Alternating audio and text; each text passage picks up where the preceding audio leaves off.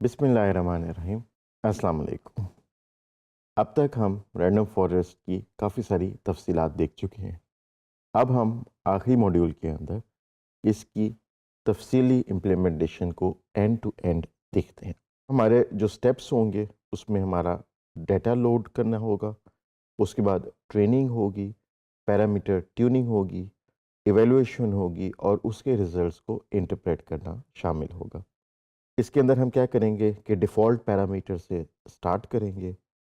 हम इसकी ट्यूनिंग करेंगे पैरामीटर्स की using out of bag error या फिर क्रॉस वैलिडेशन। क्रॉस वैलिडेशन जैसे हमने देखा था कि हम डेटा को 5 या 10 पार्ट्स में डिवाइड करते हैं, उसके बाद 4 पार्ट्स को ट्रेनिंग के लिए यूज़ करते हैं और 1 पार्ट को टेस्टिंग के लिए यूज़ करते हैं और ये एक्सपेरिमेंट रिपीट करते हैं जिसमें हर पार्ट को एक एक दफ़ा टेस्टिंग डेटा बनने का मौका मिलता है। लिहाजा ये नॉर्मल टेस्टिंग से ज़्यादा पावरफुल और ज़्यादा अनबायस्ड टेस्टिंग होती है। इसके बाद हम एक्यूरेसी और कन्फ्यूजन मैट्रिक्स को चेक करेंगे और फिर फीचर इंपॉर्टेंस को भी चेक करेंगे। यहाँ पे हम जो एक्यूरेसी के लिए डिफरेंट मैट्रिक्स यूज़ करते हैं उनको थोड़ा सा मज़ीद डिस्कस कर लेते हैं।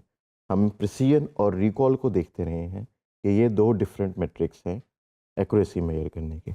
इसके अंदर प्रिसिजन जो है वो हमें ये बताती है कि जितने भी इंस्टेंसेस को हमारे मॉडल ने पॉजिटिव कहा उनमें से ठीक कितने थे। लिहाजा इसका फार्मूला होगा true positive divided by true positive plus false positive. Recall हमें ये बताता है कि जितने भी पॉजिटिव इंस्टेंसेस हैं उनमें से हमारे मॉडल ने कितने पॉजिटिव इंस्टेंसेस को करेक्टली आइडेंटिफाई कर लिया। लिहाजा इसका फॉर्मूला है true positive divided by true positive plus false negative.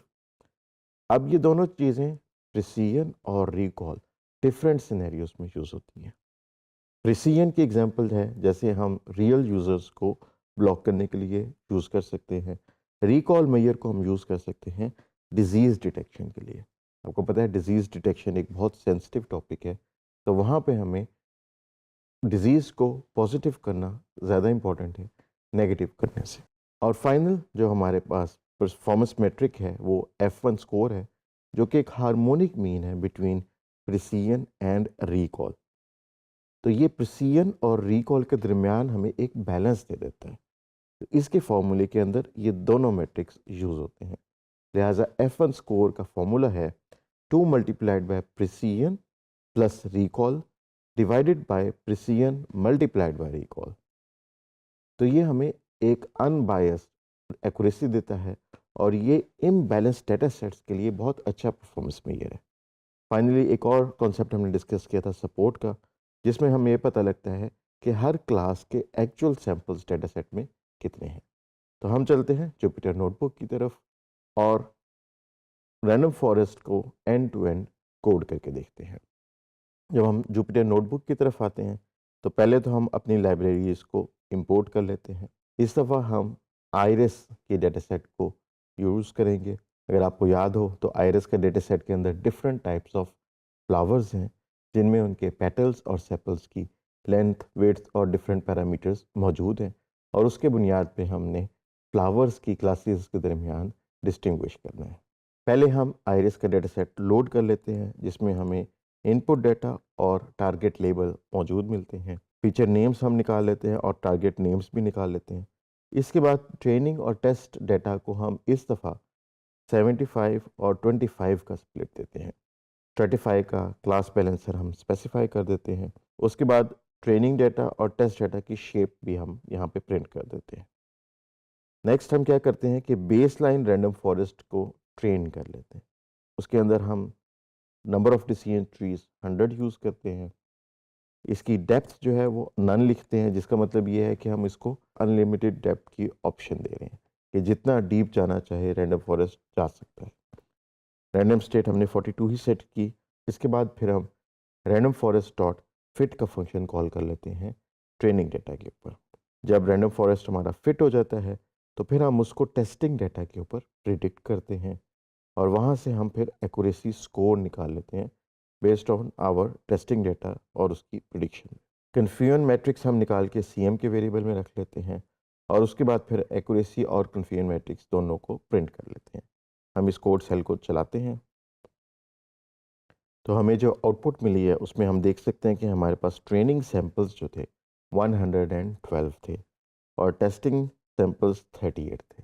तो आप देख सकते हैं कि हमारा 75-25 का स्प्लिट हो गया। उसके बाद जो हमारा रैंडम फॉरेस्ट है डिफ़ॉल्ट पैरामीटर्स के साथ, उसकी एक्यूरेसी हमें मिली 92.11%, जो कि बहुत अच्छी एक्यूरेसी है। यहाँ पे हम कन्फ्यूजन मैट्रिक्स को देख लेते हैं।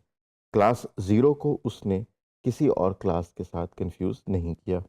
क्लास 1 का उसने एक इंस्टेंस क्लास 2 के साथ कंफ्यूज किया और क्लास 2 का 2 इंस्टेंस उसने क्लास 1 के साथ कंफ्यूज की।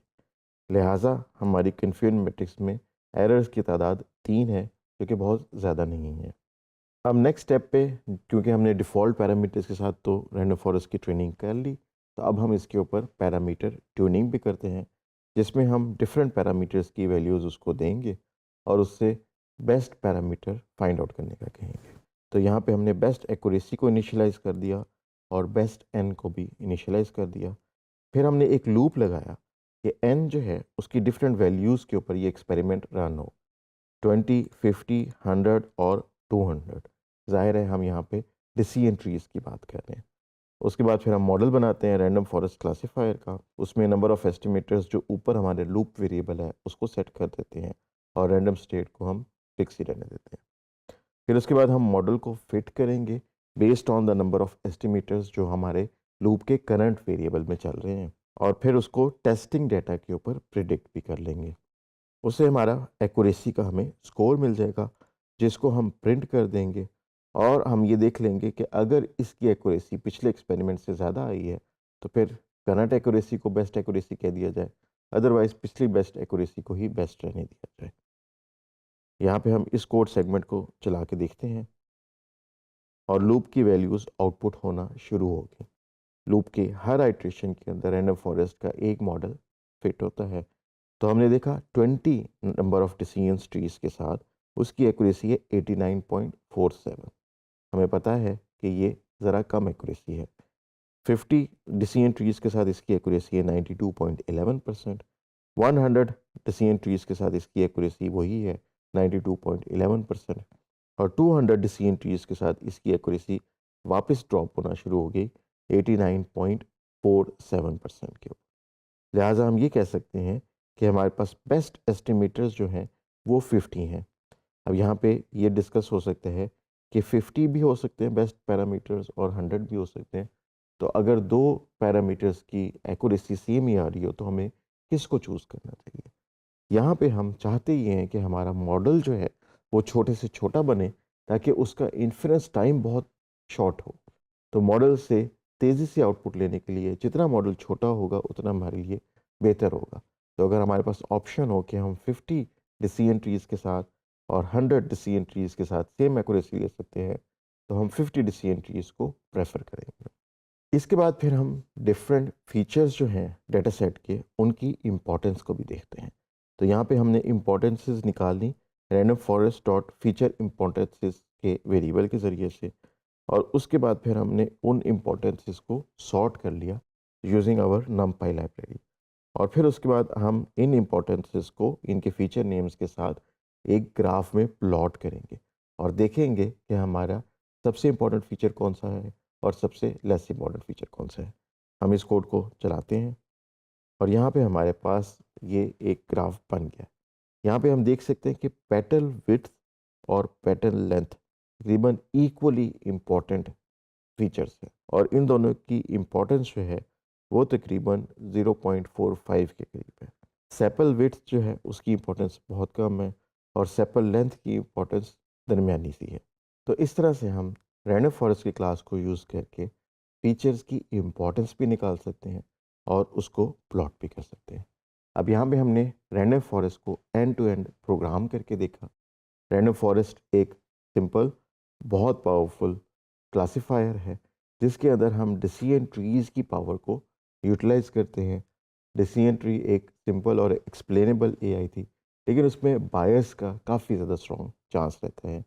डिसीजन ट्री से जब हम रैंडम फॉरेस्ट बनाते हैं, जिसमें हम बहुत सारे डिसीजन ट्रीज ले लेते हैं, तो ये बायस का चांस निग्लिजिबल हो जाता है। लिहाजा रैंडम फॉरेस्ट इंडस्ट्री के अंदर एक पावरफुल क्लासिकल मशीन लर्निंग का मॉडल कंसिडर होता है।